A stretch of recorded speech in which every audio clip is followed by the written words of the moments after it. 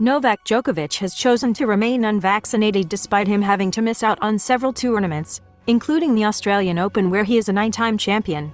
Djokovic, who defended his Wimbledon title earlier this month, is now just one short of Rafael Nadal's tally of 22 Grand Slam titles but faces the prospect of not being permitted to take part in the upcoming US Open as well as next year's Australian Open tournaments on account of his vaccination status. American cardiologist Dr. Peter McCullough has asserted that there is enough medical evidence to show that the COVID-19 vaccines cause heart damage that can prove to be detrimental to an athlete. Speaking to Dave Martin on NTD News, Dr. McCullough went on to add that there could also be damage to the skeletal muscles, nerves, and the brain after taking the COVID vaccine. The COVID-19 vaccines, all of them, in the medical literature, there are over 200 papers. They all cause heart damage, and that is the last thing that an athlete can possibly risk, he said. Heart damage can lead to heart failure or, tragically, sudden death. He has clearly made the right choice, and the vaccine injuries extend beyond the heart.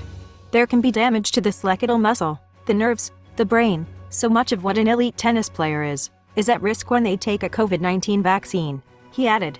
Dr. McCullough chose to elaborate on his disclosure by highlighting that a paper published on NCAA athletes has proven that they have a lower rate of COVID-19 than the general student population.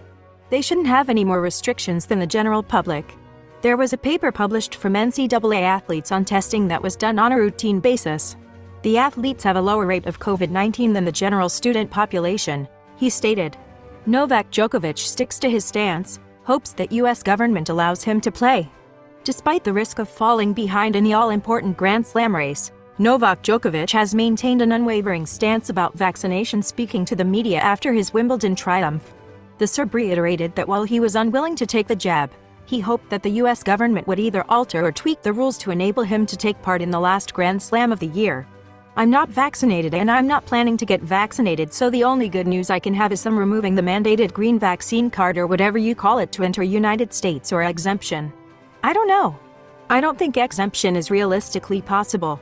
If that is possibility, I don't know what exemption would be about. I don't know.